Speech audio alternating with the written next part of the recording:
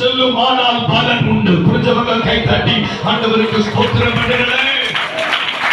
சிலரோடு ஆவியானவர் பேசுகிறார், நான் ரொம்ப வருஷம் ஊழியத்தில் இருக்கிறேன், பெரிய பலன் ஒன்றும் பார்க்கலன்னா நீங்க விதைச்சிருக்கிற விதை பெரிய விதை. புரிஞ்சவங்க மட்டும் ஓ ராபா ஷராபா ஆவியானவர் ஊழியம் செய்வதற்கு விட்டுக் கொடுங்க. சில நாள் சென்ற உடனே சில ஊழியத்துக்கு பலன் கிடைக்கிறது, சில நாள் சென்ற பின்பே சில விசுவாசிகளுக்கு பலன் கிடைக்கிறது. ஆனா சிலருக்கு அநேக நாள் செல்லுகிறது. ஏன் மோசே 80 வயது வரைக்கும் நீ ஏன் காத்திருக்க வேண்டியது? ஏனென்றால் நீ நடத்த போகிறது 30 லட்சம் ஜனங்கள். கைகளை தட்டுங்க. ஆனால் யோனா அப்படி அல்ல, வெறும் 1,20,000 ஜனங்கள். உன்னுடைய ஆத்துமாக்களுடைய கணக்கின்படியே உங்கள் பலன் வெளிப்பட போகிறது. ஆவியை பெற்ற ஜனம் கைகளை தட்டலாம்.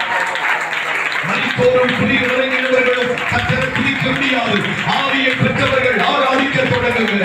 இயேசுவின் நாமத்தில் குறைந்தபட்சம் 30 லட்சம் ஜனங்கள். ஆனால் அதுக்கு ஒரு காலகட்டம் வச்சிருக்கிறார். கிபாரா கந்துரா ஷரவலா ஹதுலிபி